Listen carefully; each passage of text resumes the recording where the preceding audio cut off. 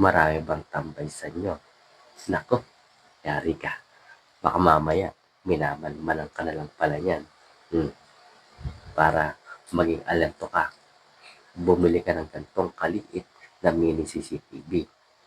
Hindi ka agad ito makikita kasi tignan mo naman, ang liit lang niya.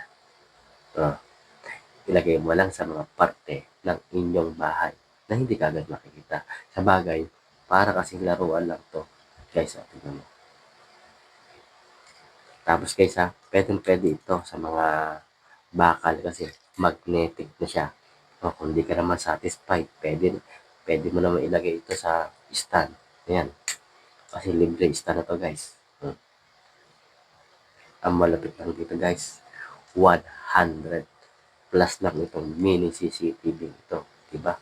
Napakamura. Tapos, napaka-useful pa. Hindi kagad ito mananakaw ng mga, hindi kagad ito makikita ng mga magnanakaw kapag marangkada na sa kanila. Marangkada na sa inyo ang mga magnanakaw.